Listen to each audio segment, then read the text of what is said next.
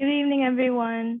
I think a few more people are still coming in, but we'll get started in a few minutes. I just wanted to take the time to introduce myself. So my name is Shalina Ivy, and I am the enrollment coordinator here with CIEE. I'm currently the enrollment coordinator for the territories of North Carolina, South Carolina, Virginia, Florida, and Georgia, and I live in Virginia. I just started with CIE this past summer, and I'm really thankful for this opportunity to be able to help young people see more of the world, which is CIEE's mission. I was just living in Spain for 3 years, so I just moved back recently, and that experience of living abroad really makes me passionate about young people being able to experience full culture and language immersion. And I think that, these opportunities that CIE provides is truly amazing. So during the presentation, me and my colleagues are also here, my colleagues Madeline and Christina, and they'll be happy to answer any questions that you have in the chat. And so yes, always feel free to ask any questions during this presentation. I'll try to keep an eye out on them, but they will be there to be able to type everything and help you all out. So I'll give it a few more minutes because a lot of people are still coming in, and then we'll get started. So. Okay. All right, I'll share my screen.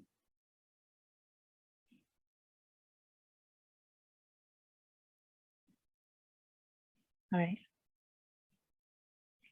So here we're going to start the presentation now. Again, please feel free to answer or to ask any questions that you have in the chat, and we'll be really happy to help you. So let's get started. So first, last summer, the students had a TikTok competition of who can make the best TikTok to show off their summer abroad experience. So this gives you a really exciting glimpse into the program, and hopefully, let's see. I'm not sure. I just tried this out earlier. Now, of course. Hold on, I'll just go this way. There it is.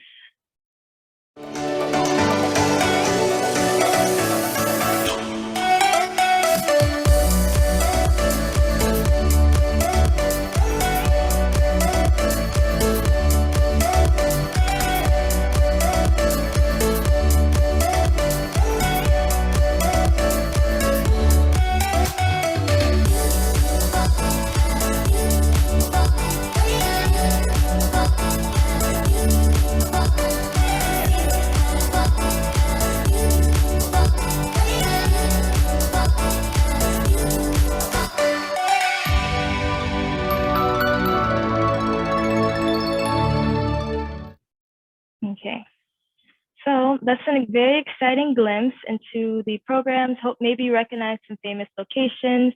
And here are some quotes that we have. This one saying, CIE changed my life. I'm visiting my host family again in December. I miss them. We'll definitely be talking more about the host families as this goes on, and we tend to have a lot of questions about those. You can see. And although I wasn't lucky enough to study abroad in high school, I can relate to so many of these experiences of when you do get to live in a new place, when you do get to interact with people from around the world. It's truly an exhilarating and beautiful experience. So.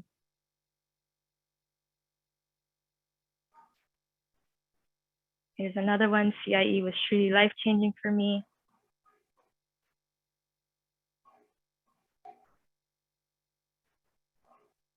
So here we have, wherever you go, we are lucky. We are very proud to have over 30 different locations for our high school programs. And so if anyone in the chat would like to write down where they're most interested in going, I'd love to read that. So please feel free just to take a moment if you'd like and write down where you really would like to go this summer if you got the opportunity. Italy, Costa Rica, France, Spain, Barcelona. I love it. Madrid, Mexico, Rome. Oh, this makes me so excited. Okay, Palma, Madrid. Christina actually lived in Madrid for 3 years, so I'm sure she has a lot to share. Madeline also lived in Spain too, so we all have a lot to say about Spain. So China, Prague. Okay, nice. Korea and Japan are some of our most popular programs. So, all right. So thank you so much for sharing. And So why choose CIEE? We have been doing this for over 75 years. We started with doing university students, and over the years, we opened up a high school department to be able to give this program these opportunities to high schoolers, which is quite rare. Only 2 to 3% of high schoolers have the experience of studying abroad. We support over 30,000 students a year, including our university students. And we also bring students from other countries to the US so they get to experience what it's like going to American high school, going to American university. So it's really important to us that not only are we allowing young people from our country to go around the world, but we're also bringing others here to experience, intercultural connection. And we are a nonprofit organization, which means that we are very mission based. A lot of my colleagues, a lot of us have worked in the education sector and have also worked abroad. So a lot of us truly feel passionate about this mission, which is really exciting when everyone is excited to help young people. And we administer the largest scholarship fund for US high school students.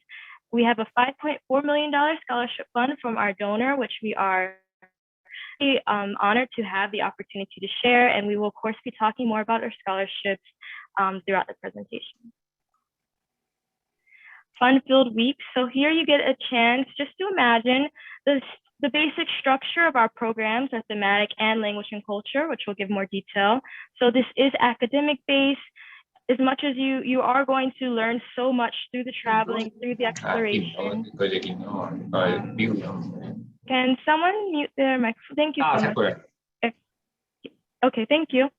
So there's 2 to 3 hours of interactive classes or workshops in the morning. Again, this is academic, so many of these programs, especially the thematic, you will be completing projects, you will be getting to work into the community, and all of these things will be combined academically with different ways that you can, document what you've been doing. The cultural activities, things such as cooking, dancing, learning how to write Japanese characters, like letters, learning how to go into traditional ceremonies, things like that. All of these things are part of what you get to do. And of course, there is free time to explore. The amount of free time you get is dependent on the location, as keep in mind that some of these programs are, they're in the different hemispheres, so maybe the curfew may be a bit earlier than other places just because it may be getting darker earlier, and safety is definitely a priority. But you will get the chance to explore, and in groups of 2 or 3 with your students, chaperones are usually out and about in the area. So, and then also our programs feature 1-day trip and also at least 1 overnight excursion. So at least some programs have more than others, but you will get to also, apart from the location that you're staying at, you will get to explore things in the area, and all of this is included. So, explore a career path or passion. First, we have our thematic programs, and these are 3 weeks long programs, and they're really great for students to sort of have an idea of where they see themselves going studying-wise or career-wise, and this is a really great foundation to have, and it looks really great on an application too if you do have hands-on experience in a field that you are interested in studying. Some of these programs offer up to 50 hours of service learning and community service, which is another perk for when you are graduating. I know a lot of high schools, my high school and different degrees, they did require us to do service hours. So you would definitely, this is much more than most high schools require, so you definitely would have that completed. And again, it just is a way to explore a passion or career. This is great for college. Again, only 2 to 3% of high schoolers have study abroad experience. So if you do get the chance to do this, it really will help you stand out in so many different ways. And now we have the language and culture programs. These are some of our most enticing programs. Additionally, besides the thematic programs, I would really listen if you are someone who feels that you definitely need a scholarship to travel abroad. I would really have an eye out on these programs just because of that $5.4 million scholarship funding. A large portion does go to the language and culture programs. That's because our donor, that's what she is most passionate about, because she started writing textbooks and she's really passionate about students gaining fluencies, particularly American young people becoming fluent in more than 1 language. So we offer these courses in Spanish, French, German, Italian, Arabic, Japanese, and Chinese. Spanish and French do require at least 1 year, 1 to 2 years, 1 year for non-advanced courses and 2 years for the advanced courses. But all of our other programs are open to complete no-vice learners. So you've never taken Arabic class or German class in your life, but you're really interested in the culture and the location, that's great. What we do is we do stamp testing, and stamp testing is a official language test, which don't be too scared. It's more so just a test. We really just want to make sure, just gauge your level. So it's just to gauge your level in your reading, writing, proficiency, and reading, writing, listening, and speaking proficiencies. And based off of those stamp scores, they will divide the academic classes, which have a ratio of about 12 students to one teacher. They will be divided. And so that way you'll be in a group of students who have a similar learning skills as you. So that's great for everyone, where you can be challenged appropriately, but also not overwhelmed. And you will also take those stamp tests after the program, which is really cool. So you will get to see how much you've advanced in the 4-week course. Like it says at the third fact, 4 weeks of our language and culture programs are the equivalent of what you would learn in 1 year in a high school. And we've gauged that just based off of the, jumps that we see in proficiency level when students complete these courses, which is really exciting. Another integral part of this program are the local homestays. The local homestays are families of all shapes and sizes that have been carefully vetted. They receive the equivalent of a local background check, whatever their area has for completing background checks. They receive that. They're interviewed. Something that makes CIE different from other organizations and different programs that offer study abroad for high school is that we do have staff who are local year-round, and they stay on the ground year-round. And so they are able to be actively searching and finding the best families and people who would be the best fit. The homestays are just very open and excited to share their language and their culture with you. And many of them do it year after year, and regardless if they do it year after year, they are still, interviewed and receive background checks. Every adult living in the house will receive background checks. And so we make it as secure as we can. And again, these families are just very happy and excited to share their culture with you. I also wanted to go back for a second to the languages. In the classroom, the teachers are also locals, and they are completely native speakers and local to the area. So that's also a perk, is that you are learning from native local speakers, which is really exciting. And these programs are also eligible for 4 college credits. If you choose to opt into that, it is an additional $150. And those credits are provided through Tulane. After completing the program and once you've received your grades, you would receive your transcripts at the fall. So after the summer, you'll receive the transcripts in the fall, 2 of them sealed, official, and you're also able to request any more that you need throughout the future. So travel, peace of mind. The COVID-19 vaccination is currently required, but this year we are offering exemptions. So how that process will work is that if you have a medical or religious reason for not being vaccinated, you will be able to put that in the application, and from there you will receive it will start the exemption process, and from there a panel will take into account. It really depends. COVID protocols are ever evolving, and many countries have their own different COVID-19 vaccination laws and requirements. And so for that reason, it really just depends on the time and the place. But we are opening up to exemptions this year, because last year we weren't able to, just because many countries had very strict laws, and it would have made it very difficult to travel if unvaccinated. The flights are chaperoned, 1 program leader for every 12 students.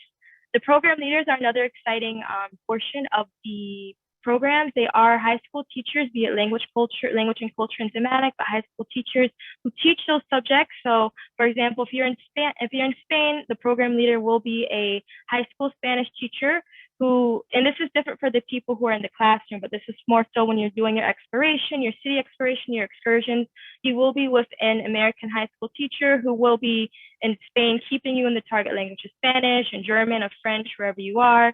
And again, these flights are chaperoned, and that includes the international portion of the flight. So for example, if you live in North Carolina and you have to travel to Atlanta Airport, that part of the journey, we do not chaperone, but the part that will be from Atlanta to Tokyo and whatever you have to do to get between that, you will be chaperoned. And more information about flights will be sent out closer to early spring, and you will be booking those through Flightbox or agency, but much more of that information will come later. And of course, if your program gets canceled, you will receive a full refund.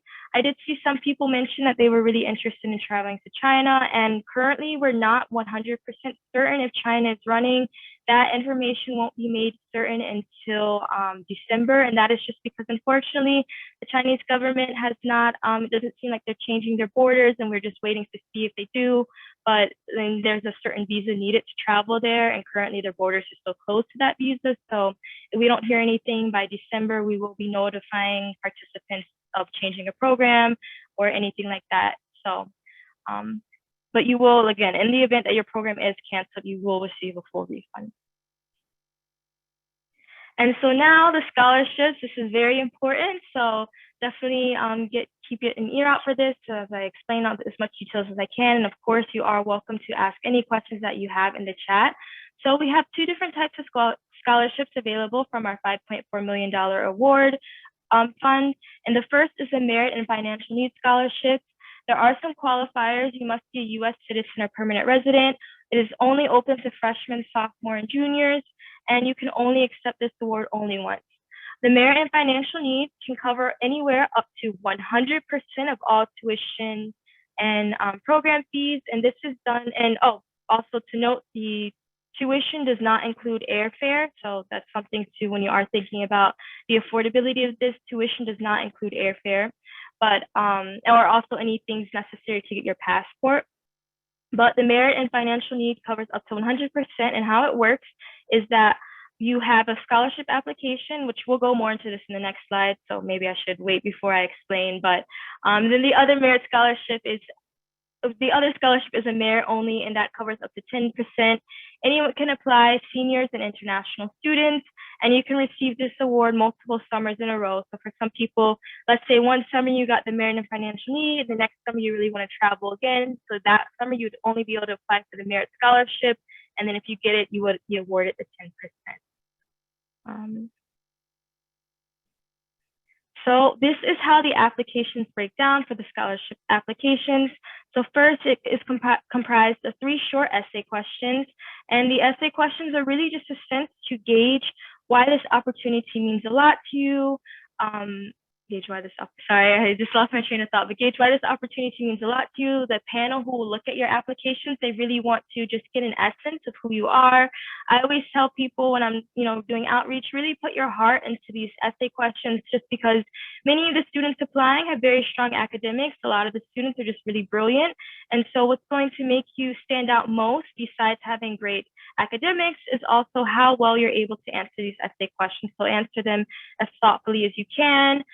Write them in a Microsoft Word, read them aloud so your friends and family can gauge. You'll be so surprised at all the little mistakes that you catch when you read something out loud, and just really put time into them because it really is important. The transcripts uploaded for your current year, make sure your transcripts include your high school, your full name, all the classes that you've taken. If you are a freshman, you would need to upload your 8th grade transcript and then any progress report you've received from your freshman year. And there's also an online calculator that you can use to calculate your GPA if you don't currently have one. So for any freshmen, you get that question a lot. And then a teacher recommendation. It is more so a form than a letter. It shouldn't take any more than 10 minutes to fill out. So it's pretty quick and easy, and you'll put your teacher's information and email in the application. They will receive an email. So make sure that they check their folder. If for some reason they don't get it, have them check their spam folder. And if not, then you can, of course, email us at hsabroad@cie.org, and we will be happy to help you there. The terms and conditions must be signed by the parents.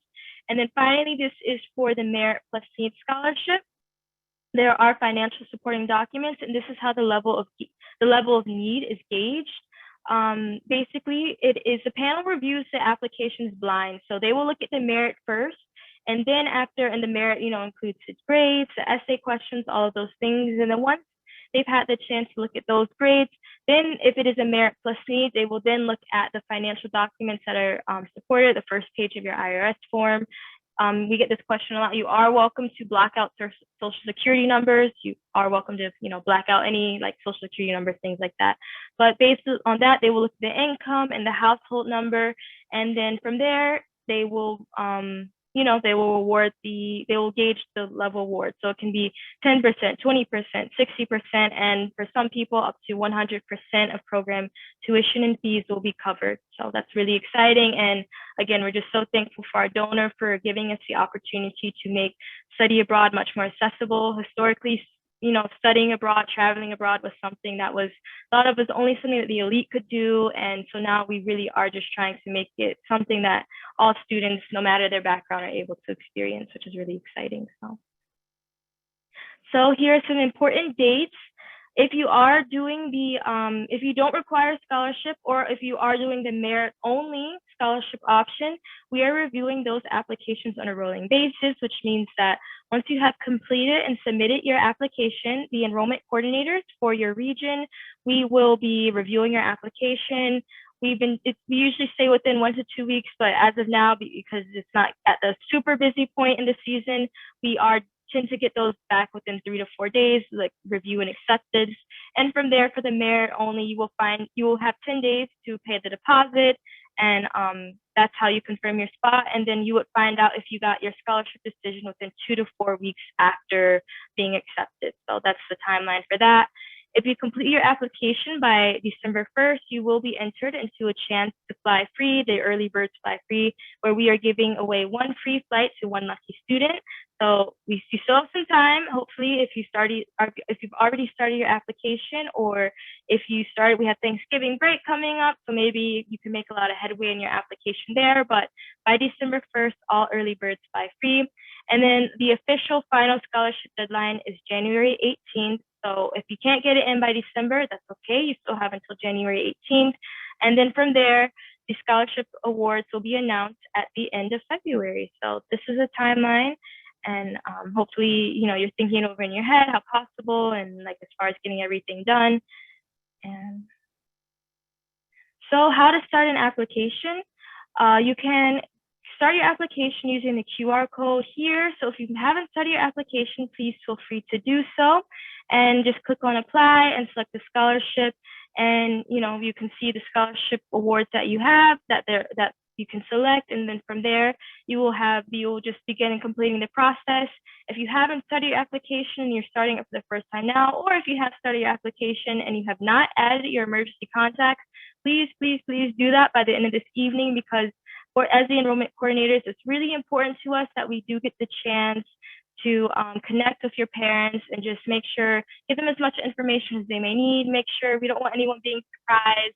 So it's really important to us to be able to connect with your parents. So if you have your application open, or if you're opening it right now, please add your emergency contact information, because ultimately, they're the ones who are going to sign off when you're going or not. So, and now we are going to open up. I'm so sorry, I neglected to look at the chat, but we'll go through the question and answer. So please feel free to ask your questions. Is the deadline January 18th deadline for applications, or only those seeking scholarships? That is a good question. If you are someone who is not interested in receiving any type of scholarship, I do believe in the past we do let them go on if they do email to us. But generally speaking, like January 18th, that is the deadline. So I would just abide by that one. So just my first term as a freshman grades. Yes, if you are a freshman, please add your 8th grade transcript. So get in touch with your school counselor from your junior high or your middle school and ask them if they can give you your your transcript for that year. If you qualify for 100% financial need, do you need to pay the deposit? I guess if you wouldn't have a deposit to pay necessarily if you were to get 100%. So I believe maybe if anyone else my colleagues want to answer that, but I do believe if you had 100%, you wouldn't have a $1,000 deposit to pay in that situation. I believe you're correct. I don't think they would pay a deposit. All right. Correct me if I'm wrong, Christina. Thank you, Madeline. No, that's correct. Okay, what kind of supervision is at the hotel stay and some locations? That's a really great question. So the program leaders are very present. As far as like some hostels or hotels, and the hostels are specifically hostels that are specialize in hosting young people. And so there will be like, if there's a floor of guy students, a floor of girl students, then there will be a program leader on every floor. And in some locations, many of the locations, the program leaders accompany them to do laundry. In some locations, the program leaders will accompany them if they are out and about, depending on, just depending on the location. But they will be, the program leaders are an ever present. We do set that expectation. So students just know, please, you are abroad, be on your best behavior, and let's make the most of this experience that we can. What if I only have one parent? What should I do for the second emergency contact? That's a good question. If you have any like aunts, uncles, older cousins, grandparents, anyone like that, that would be another great person. Just, just to have at least one other contact would be really nice. So anyone else in your family or a really close family friend, that would be, someone ideal. What are the chances of getting into the program you apply for? Is it better to apply early? If you are interested in programs like Japan and Korea, I would tell you to apply as soon as you can. Those are some of the most competitive programs that we have. They do fill up every year. Only 50 to 100 spots are available on those programs, and in some place like a good quarter of our applications are for Japan and Korea. So just to give you an idea of how competitive it is. So definitely, and again, put your best foot forward on those essay questions. Those are the things that will help you stand out when things are this competitive. What do people usually look at for the essays? Let me make sure no one's answered these. I don't think so anymore. Okay, so what do people look for in the essays? The essays, they really just want to see how much this opportunity means to you. They want to get an essence of who you are, and they just want to, those are the types of things. Like just answer them as thoughtfully as you can, so that they can just gauge how serious you are about this, why this means so much to you, and what this program would mean for you in your life, I'd say are the best things. I'm a junior and my school doesn't release our first semester grades until February. Yes, just use your sophomore transcript. That's okay. Just use all the grades that you have up until this point. Just use those. You're also welcome to use a progress report in addition to the transcript. The transcript can be official or unofficial. Wait, sorry, so both are only one. I think someone answered that. I want to take 2 trips, but they overlap. Is there a way I can take both trips? No, we do avoid anyone doing that. It's because it's very important that you are there for like as much of the trip as you can be. We can maybe email HS Abroad so we can see what programs that they are, and your enrollment coordinator can give you more specifics. But generally, we really try to avoid anything like that. But just email us, or if any of my colleagues would be able to answer that question. Can you please talk about hotel stay and select locations? What is it like, and how does it compare to homestay experience? Thank you, Heather. That's a really great question. So if you are on a thematic program, most of the thematic programs are in dormitory hotel style environments. Some of them do have homestay experiences, but the language and culture, those are exclusively homestays. Besides, Tokyo has a mix of homestay and dormitory. But the homestay experience is very integral. It gives you the chance to interact deeply with locals and people who are from the country, and they're there to share their culture. And also because one of the main important parts of the language and culture programs are being able to increase your fluency. So when you are with a homestay family, that gives you that experience. Versus the dormitory, you will be with your peers. So some people do select programs with a dormitory style experience, depending on what makes them feel most comfortable. So I hope that answers your question. Do you know where the kids in the Creative Writing London program will stay? As it's a thematic program, my guess would be it's going to be a hostel or a dormitory, and a hostel for young people specifically, but it will be some sort of dormitory style housing. You can apply for the merit-only scholarship. No, you can apply for the merit-only scholarship multiple years in a row. The Merit Plus Need is a scholarship that you can only apply for, and you can only receive one. So let's say one year you apply, and you don't get it, but you apply the next year, you're welcome to apply, but you can only receive it one time, like once in your lifetime. Oh, sorry. Shalina, can you read the question you're on? Because I don't know if Christine is feeling the same, but I'm getting lost on what questions you're on and what questions. I'm so sorry. I'm super lost. No worries. Yeah. I was reading, the last question I just read was by Judith Manriquez, and she was asking, do you know where the kids in the Creative Writing London program will be staying? If it helps, I'll say the names before I I just answered was Isaiah Scholarship. Okay. Yeah, okay. I'm so sorry. I'll try saying the names, that will help maybe. Beautiful. Yeah. Okay. I am a mother and very concerned as every mother, of course. How can we have a peace of mind with the chaperones looking out for our children? So again, the chaperones are there, they're very present, and they are going to be there to guide the student requested live superintendent. Okay. Well, they are going to be there. We do also, but a big part of also having the students study abroad is also encouraging them to be at their most responsible before they depart. They will be undergoing a lot of different pre-departure webinars and things like that, and information that can help them make them the most responsible and also the most safe that they can be, such as when they are on public transportation, don't have your phone in your back pocket, don't have your headphones in your ears when you're out walking, just be very aware of your surroundings. So we do encourage the students to do those things. But of course, like when they are doing their cultural activities and they're out exploring the city, like in groups, the program leaders will be there. They will have some time to do solo exploration, but even within the solo exploration, we are always, reminding must be in groups of 2 to 3 minimum, be aware of your surroundings, those types of things. So the free time, it's important as gauging, helping them get to see more and those being more self-independent, but they are also, the chaperones are ever present. We also give that expectation. So students, don't decide to create, choose any poor choices like alcohol. We always get that the last week if it does happen, it is, that is something to know anytime.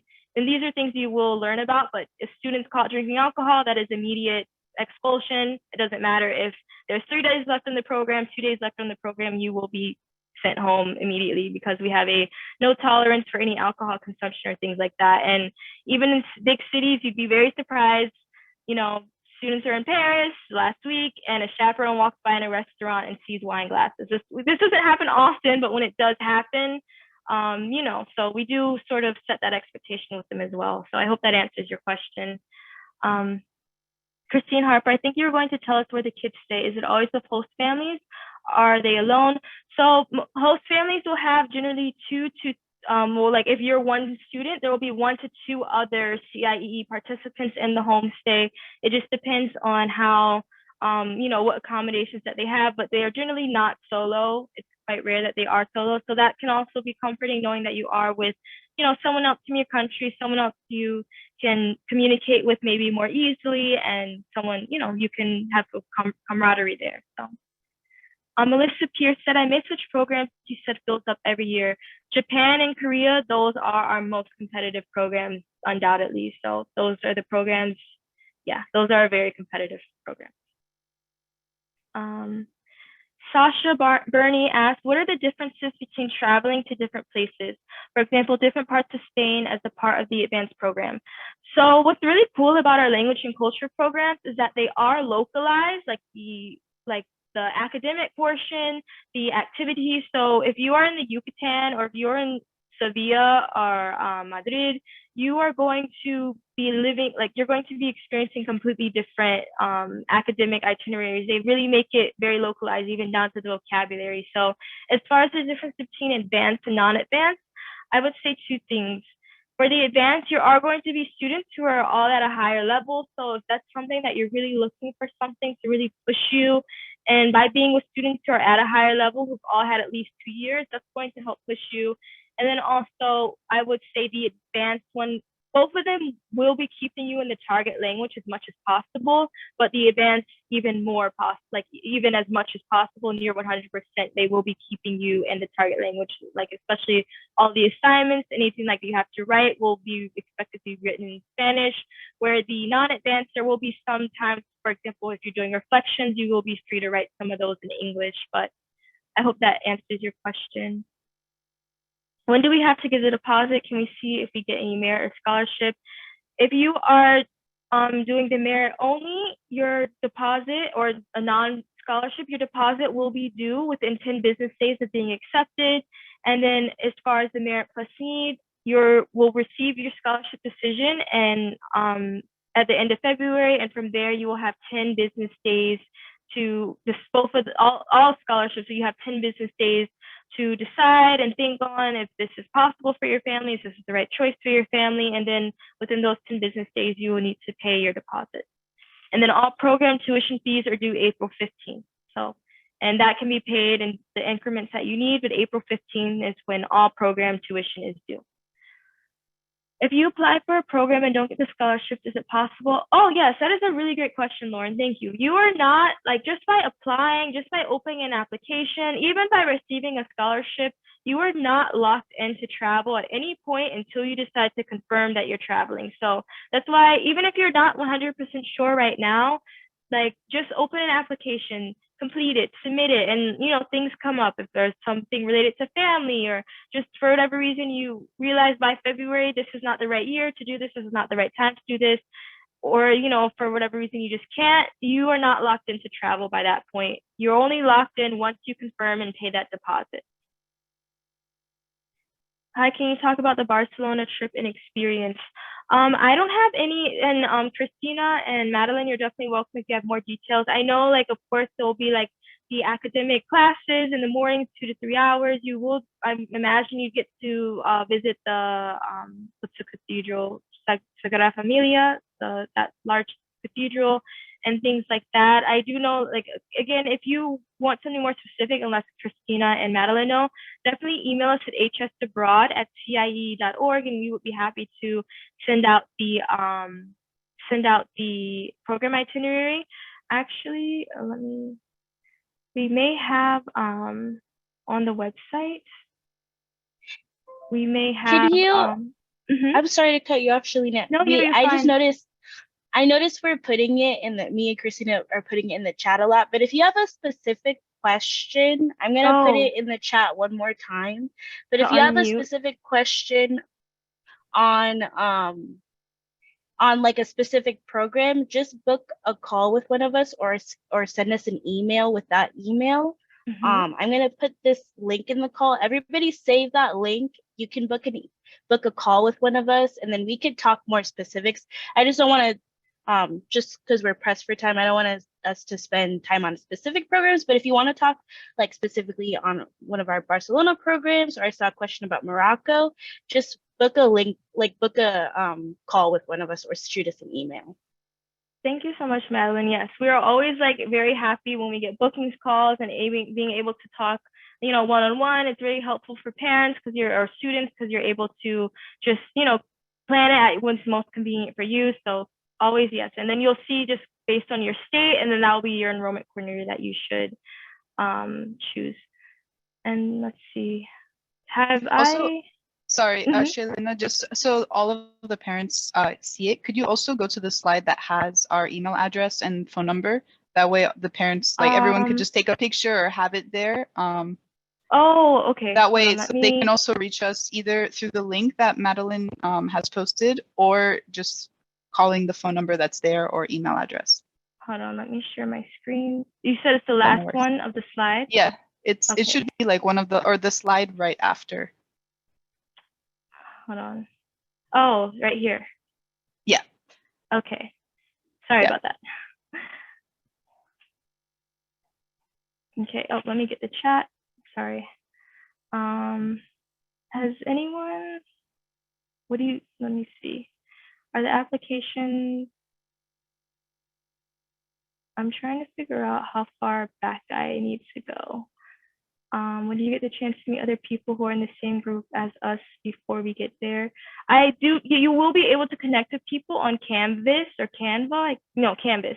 Canvas is what you'll be using for your classes, so you will be able to connect with some of your peers before, and you'll also be able to connect with your homestays about a week before for the first time. I think I'm trying to figure out. I lost my page when I stopped sharing where I was, and so I'm just trying to make sure. When do we have to give the vote? I answer that. If you apply, I answer that. Is the deposit? The deposit does go to the deposit goes towards the program tuition fees. For the application, there is a $25 fee that you will have to pay, but the deposit does go. It's non-refundable, but it does go toward your program tuition fees. Do Canadian students fly out of Canada or a U.S. airport? I would imagine that's something that would be answered more closely when we do the flight box, but I imagine you will probably fly to wherever you'll be flown, to wherever like the largest group is next to you. So I'm not sure where you are in Canada, maybe somewhere JFK. If you're on the West Coast, maybe you'd need to go to LA. Like, I'm not sure, but that's something that will definitely be clarified as it gets closer. Can you quickly go over Madrid? As we mentioned, on the website, there's a lot of information. And then like if you are looking for more specific information, definitely have schedule bookings call you with us and we'll be happy to give you more. But it is a language and culture course, so you will get to be in an immersive and cultural Spanish experience and Spanish culture experience, which is really exciting. So kids stay alone at the language programs or with another student. So I mentioned in the homestays that they will be with 1 to 2 other CIE participants in the homestay. Have you ever had a problem with a homestay family? In the past, we have had some students, or maybe for whatever reason, if it was just cultural misunderstandings or, just whatever, sometimes, some people are all different. Sometimes there are times where students just feel like they're not able to connect. That does happen, but when that does happen, we immediately find a different homestay for the student. We don't present it as their fault or anyone's fault. We just, want everyone to be as comfortable as possible. The homestays do go through a lot of training, a lot of different cultural training.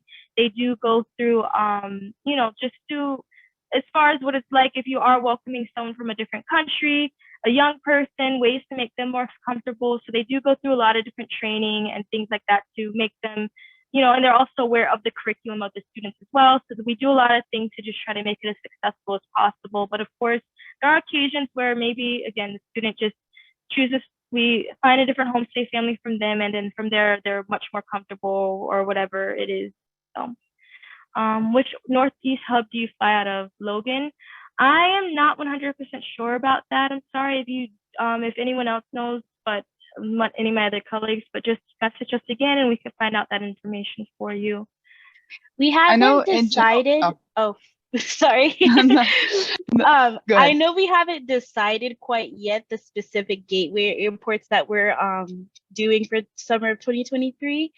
But like Shalita said, when you're confirmed, we're constantly updating you. So we'll give you that information once that's confirmed. But I just know for us on the back end, we haven't quite confirmed which gateway airports we'll be using for that summer. I don't think so, at least. Christina, I haven't seen any. No, we haven't confirmed it, but I do know, for example, like just past years, if you're going to Europe, usually students fly out of a New York airport. So usually it could be Newark, JFK. That really varies. I know if students are flying to Latin America, usually it's Miami, but of course this can all change. If students are flying to Asia, usually the hub airport is LA, but again, none of this is concrete yet. Thank you so much, Christina and Madeline. Just really quickly before you finish, because I got lost again. And I want everybody's questions to get answered. How about if we could move towards just some people like raising their hand and asking their question? And then you can feel free to unmute yourself. Don't be shy. If you're asked a question, it's very probable that 10 other people are wondering the same question, but everyone was just a little shy. So should we finish answering these questions, or should we just jump into allowing people to unmute their microphones? I was thinking you could answer the questions for those who are going to unmute, and then and then me and Christina could tackle the rest of the chat questions. Oh, okay, that sounds good. Okay, perfect. But just tell me where you left off, because I don't remember. I was reading Anwar Ali, who asked on the summer abroad programs, where will we be staying? Okay, great. Okay, so if anyone, should I keep sharing the screen so everyone has access to seeing the email and the number? Okay. Yeah, so I think that'd be good. Okay, perfect. Okay, so if anyone would like to unmute their microphone and ask their question, I'd be very happy to speak with you. So don't be shy. Don't be shy. You might get your question answered faster. Hi, I have a question. Is there a Q&A for parents that we can get a lot more detailed information about the entire programs that we are interested in? I don't know if closer, I mean, I do know as far as it's closer to the pre-departure and everything like that, there's a lot of information and things for parents who when their students are confirmed for travel. But if you would like to get more detailed information about the programs that you're interested in, the best bet would be to schedule a call with your enrollment coordinator. So wherever wherever you're located right now, you'll see that on the bookings page. You'll see the enrollment coordinator that handles your states. And from there, you'll be able to schedule a call and they'll be able to give you a lot of those more detailed answers if you have more specific questions or you're only interested in a small portion of something. Okay, thank you. Thank you so much. Next person. I have a question. Okay, hi. Hi. So we're in New Jersey. So if my daughter wants to go to Japan, and the nearest hub is LA, if we leave out of a flight, let's say out of Newark, is that chaperoned or is it just in LA that's chaperoned? Okay, thank you. That's a good question. So so for the flights, the chaperone flights, only the international leg of the flight is chaperoned. So sometimes students, or if the student has a lot of experience traveling, their parents are okay with them, flying and then meeting the group at the hub where the chaperone and all the other students will be.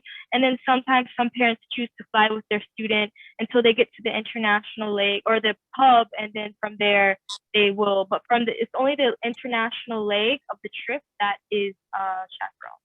Okay. All right. Thanks. Thank you. And Christina would be since you're in New Jersey, Christina here, she is your enrollment coordinator. So if you ever have any more questions or want to schedule a booking, she'll be your go-to person. Yeah. Okay. And also you can schedule an appointment with the link that I put there, and I'd be more than happy to answer any specific questions that you might have. Okay. Okay, the next person, anyone? Could you tell me about the academic section of, you said it was 2 to 3 hours in the morning. Are there any expectations for homework, or how does that work? Yeah, great. That's a really great question. So it depends on on both courses, it depends on as far as like the thematic tends to have a lot of projects, and it's more like a lot of project things and working what they've been doing with the theme and just bringing something to fruition to represent that and all that they've learned. And then the language and culture, there's a lot of different assignments related to speaking, related to getting out, like when they're with their program leaders. They will have homework, they will have things that they will need to complete and show up in class ready to share, ready to reflect, ready to practice what they've been learning. So it's definitely, academically, our programs, our language and culture programs are like the curriculum is designed by language specialists and people. We have really close contact with them, Karen and Katie. They're people who are really like they've just planned a lot and spent a lot of time in the education sector. So the curriculum is really outstanding, if I do say so. So hopefully that answers your question.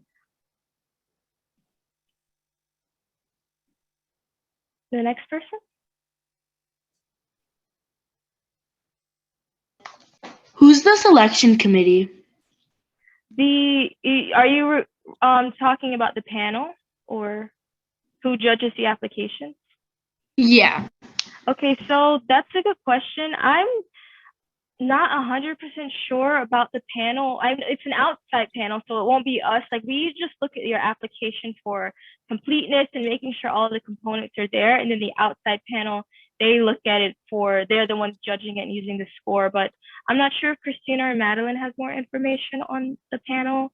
I'm trying to I'm trying to remember what you said, but the panel is just we hire like a separate like committee of people, like not CIEE affiliated, who are going to review the application, so it's completely unbiased. We don't. I think we're in the process of. Yeah, it's an external committee, so it's not like part of CIEE. If that makes sense. Thank you, Madeline and Christina. Anyone else? Oh, yeah, hi. one more. Hi, well, hi again. Just another angle from the question I asked you before. So if we were to make reservations for the airline, is it, do we have to book 2 separate flights, or does CIEE arrange both flights for us, like from Jersey to LA, from LA to Japan? Okay, yeah, that's a great question. So we use Flightbox, our agency, and they specialize in grouping or booking group flights. And so they will, your student will be chaperoned to and fro. So your student will be, for the international leg, they will be with the chaperones on both legs of that, on like when they're coming and going. So. Right, but does Flightbox book the entire itinerary or just the international component? Oh, I think it's just international. Okay, Sorry just the international. for- Yeah, I didn't know the answer, so. Oh, so we have to coordinate that first flight then. It would be, well, if for example, if you're based in New Jersey and the flight is, I think you mentioned you want to go to Asia. Was that Yes. Yeah, so it would, Flightfox, if I'm not mistaken, they would just coordinate the flights from, let's say if the airport is LA, just from LA to the destination, and then from the destination back to LA. So if I'm not mistaken, I believe, yes, parents would be responsible for coordinating in between. Okay. All right, thank you. You're Thank you, welcome. Christina. That was a great question. Thank you. The next person. I have a question. So if you get accepted for a scholarship, how much money would that actually take off the whole cost? So it depends on the size of the scholarship that you are awarded. It can be anywhere from, the merit plus need is up to 100%, and that is just based on the additional financial documentation that is reviewed after the panel has looked at the academic section of your portion. They don't know if it's a merit or need scholarship at first. So they look at the academic portion. Then when they're impressed with that, then if it's a merit plus need, they look at the financial documentation that's been uploaded, and based off of the household size and the income, they will decide an award number. So some students do receive up to 100%, and then it can be 30%, 40%. Just a lot of people will ask this. Some people are wondering who qualifies for the 100% or the 90%. And that is generally students who are on free and reduced lunch. They're the type of students who will see those 100% tuition scholarship awards. So I hope that answers your question. Yeah, it does. Thank you. Thank you. Another person. I see 4 participants raised hand, but I can't, oh wait, can I? Yeah, just, you're welcome to unmute whoever unmutes first, because I'm not sure if I can.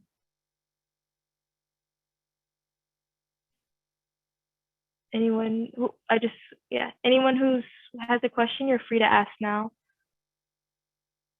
Hi. So Hi. you guys said that there was going to be a main airport that everybody was going to be flying out to. But if you're applying to Africa, where would the main airport be, out of curiosity? I I'm really not sure about that right now, just because those are the types of things that we'll have much more of a clear idea on in the spring. I'd imagine it's probably going to be somewhere on the East Coast, just because they're that's closer to African countries from here. So I would imagine on the East Coast, but we'll have a much clearer picture for that when it comes closer to book times for booking the flights in the early spring. Got it. Thank you. Thank you so much. I have a question. Hi. Hi. Is the tuition include health insurance or any insurance for the student? Yes, thank you. That's a really great question. So the students will be covered next, and this, that's part of the tuition fee. So if they have to go to a medical center or anything like that, it is a reimbursement type plan. So if a student needs to pay, they will be reimbursed.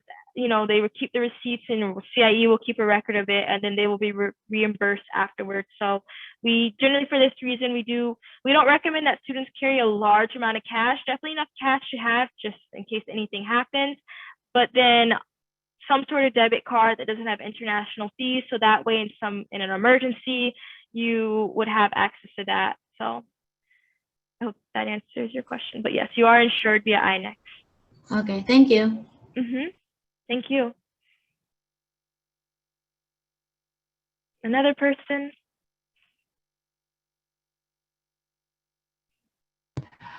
This goes back to an earlier question. Someone had asked about another information session for parents. Is there any possibility to talk to parents of alumni that went on some of the trips? I know you offer an alumni Q&A, but is there a way that we can be connected with other adults who have experience with the program? That's a really great question. I don't know because we do have a way for students who are interested to connect with other students, but I don't know if right now we have a way for parents of alumni to connect with parents. Do we have that, Christina or Madeline? If we don't, I would definitely bring that up to our supervisors, because that's a really great question. Yeah, that is a good question. Like you mentioned, I know that we only have the ability for alumni to be in contact with potential students. I don't think we have a list, but we can check for you if you want to send us an email, and we can try to get back to you. The other thing that I would suggest is, if your school has had other students travel with our program by any chance, that would be a good resource for you, maybe to check and ask. But otherwise, I would suggest sending us an email, and we'll try to get back to you and see if there are other parents that you can talk to. I've also had some parents, because I've had parents ask for that in the past. I've had some parents just ask the alumni, can I talk to your parents? Like I'll send them I'll send them the information of the alumni, and then they'll just like say, can I also speak with your parents? And then usually they'll say yes. If they don't, we can give you like more alumni referrals, but that's another like way to work around that. Great, thank you. Thank you. The next person.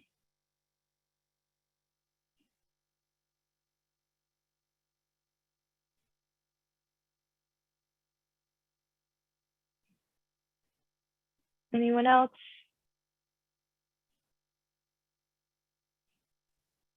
How much time are we allotted to explore other places in the city? Like, let's say we're going for a summer abroad program. How much time are we given as students to go out and explore the city on our own? So we do set the expectation that your free time will be limited, just because the programs itself are quite intensive with the amount of things that we have planned for you, because we really want to maximize your time in the country. And then there's of course the academic the academic components and the explorations, and then any overnight trips. So usually you probably will have 2 to 3 hours. It just depends on the location. You will also be spending time at your home stays. A lot of times students will go out and have dinner with their home stays, things like this. So you will get to explore in other ways.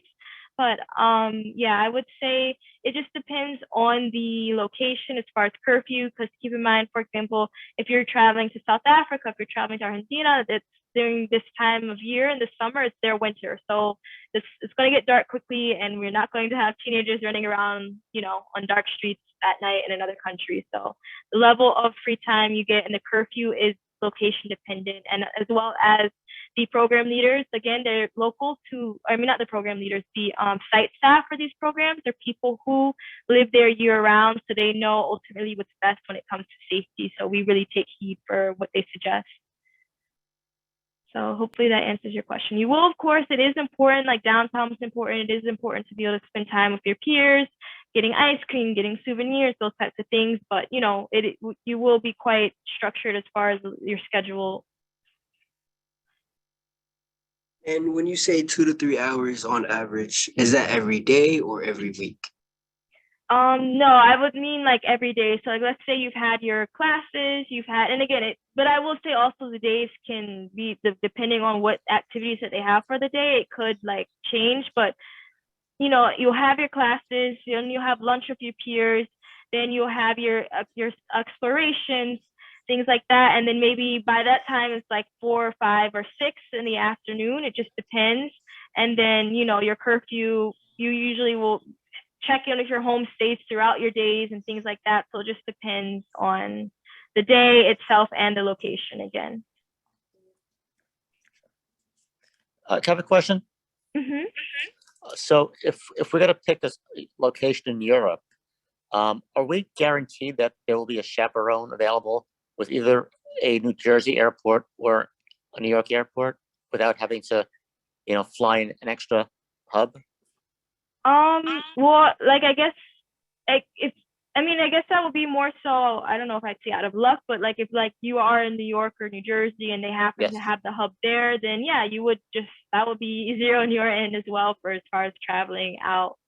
So I don't know if that answers the question. Well, so if we pick a location, like how can we find out the information about the hub of that flight? That information won't be available to us until early spring when we begin to plan flights, and Flightbox lets us know what's available and what's the best ideas and ways to get everyone together in the best and most efficient ways possible. So at that point, it'll be too late then to pull out. Yeah, because you'd be confirmed to travel. Mm-hmm. So okay, so we have to basically pay the deposit first, or pay the full amount, and then find out about the flight arrangements. That's essentially Christina and Madeline, but yeah, you find out especially if you are getting your merit plus need scholarship. That won't be, because those scholarship decisions are announced in late February. It won't be a huge gap of time between the time of being confirmed for travel and then making those travel plans, such as flights and things like that. Yeah, we don't want you to get your flight before you're confirmed and everything, just so we want you to make sure that our programs are super competitive, so that's why we have the deposit, so that way like we know for sure you've already committed, you're going to travel on this program. Otherwise we would want to fill that spot for another student. And then like Shalina said, it's a very quick process. So within about a month or so, you're going to start like literally right when you're confirmed, it'll show the tasks on your My CIE account, and you'll see like what you need to start completing, and then we'll start rolling with that process. So it's a pretty quick process. Mm-hmm. Thank you, Madeline. Does that help to answer your question? Yes. Okay, thank you. Anyone Well, else? On Hi. your on the location that you went to for your CIE program, what was your most memorable experience? Oh, thank you, but I've actually never traveled abroad with CIE. I lived in Spain for 3 years because I was teaching English. But if there is if you do have a specific program in mind, we would love to maybe connect you with an alumni, so they would be able to give you like a more specific answer. I'd be happy to talk about my abroad experience, but I didn't travel with CIE, so that's different than what you're asking for. But we would love to connect you with an alumni, so please feel free to email us at the email hsabroad@CIE, and then we could connect you from there. I'm not sure if we have the list out, but if we do, we'll have it there. If we don't, we'll have it out very soon. If you're applying for merit plus need scholarship, do you still have to put down a deposit, and how much would the deposit be? That would depend on how much of the scholarship you have covered, or the tuition that you have covered. So like, because we had someone ask this question earlier, if you were to receive, 100% or 95% of your tuition covered, you probably wouldn't have $1,000 to put down. So I'm not sure, maybe Madeline or Christina, I'm not sure if they adjusted deposit based on the tuition that they have to pay in the end with the scholarship applied, but that's something I would be happy to follow up with you with, because right now I'm not sure of the answer. So I'm guessing So I'm sorry. I was just gonna interject. It depends. Like if you got a scholarship that covered all of your tuition and you only had $200 left, we're a nonprofit, so none of the money we get from you is like we take for profit. It solely goes towards like your program. So if you only had like $200 left, we're not gonna charge you like $1,000 deposit because it wouldn't go towards your program. You have to now for that. This $1,000 deposit, I think it's lingering in some people's heads. It really applies a lot towards like our merit only scholarships, or those who have a large amount to cover. Because those scholarships only cover up to 10% of the program. So you'll likely have we want to make sure that you're aware of how much you'll have to pay. So the deposit would be $1,000 for if you had $3,000, for example, to pay, then you'd pay that $1,000 that would go to your tuition. All those logistics we're kind of gonna cover later down the line once we've all collected all the applications, we reviewed everything, and we'll get into specifics. In February, we'll say, okay, you've been confirmed, you've been accepted into this program, you have 2 weeks to pay this amount, you've been given the scholarship. We'll keep you aware of everything, if that makes sense. Does that make sense? Yeah, it does. So essentially, you receive you receive your scholarship. If you do get one, you receive that first, so you can know how much you have to pay later on. So you receive the scholarship first, correct? It's kind of simultaneously. You'll receive now for merit only scholarships. We're accepting people on a rolling basis for those. So if you are applying for that scholarship, you could apply and submit it and be done today, and then within a week to 2 weeks time we accept you into the program, but you still don't find out about your scholarship till February. So we'll still require for that $1,000 deposit for merit only scholarships or direct enroll, which are just people who don't require a scholarship. But if you're applying for merit in need, just please don't worry about this deposit number right now, because it depends on how much scholarship amount you're getting. Your main priority right now should be putting in that application, and then we'll tell you next steps in February. But if you're not applying with the scholarship or you're applying for the merit only scholarship, then yes, within 1 to 2 weeks of being accepted into the program, you will have to pay the deposit to confirm your spot. All right, thank you. I'm sorry, I just took over. No, Sorry, Madeline, no, Sharita. thank you. No, I appreciate it so much. No, thank you. Because I'm presenting my brain's a little so thank you so much. You said that a lot clearer than I can at this moment. So hello. And just hi. Hi. Sorry. I'm sorry. Go ahead, please. No, just one more tidbit, and then I'll stop talking. One more tidbit is well, I'm in Arizona, so it's 7:08 my time, but it's 9:08 Eastern Standard Time. Just to keep track of everybody's time, we might start maybe wrapping up questions, and then if you have any more questions, just send them to hsabroad@cie.org, and we'll get them answered. You'll hear back within about 24 to 48 hours if you have any questions, but I think this is a good time to start wrapping up questions. Okay, thank you, Madeline. Yeah, so we'll take this as our last question then, and then we'll wrap everything up. So you can go ahead. Thank you. Yeah. I think someone just asked the question. I wasn't sure, but I would like to know if once the students get to the airport, destination, if there will be people there, like chaperone or the host family, there. That's one thing. And the other thing is, how do you select the host family? And this is precisely for Morocco, because that's where we are interested going. Thank you. Okay, yeah. So for the first part of your question, yes. When your students are traveling, then they're on the chaperone flights and they land in their destination, they are, they're on their program. So we have everything taken care of. We have everything planned. We have everything organized. So they will generally be with their program leaders. And then from there, I believe, depending on the program, they will travel to maybe the CIE location, the center location, and then their home stays will get them from there. But I believe that usually, I don't think we have the home stays go to the airport. I think everyone meets the CIE center staff or wherever they're going to be holding their lessons in their classrooms. And then they meet the home stays there.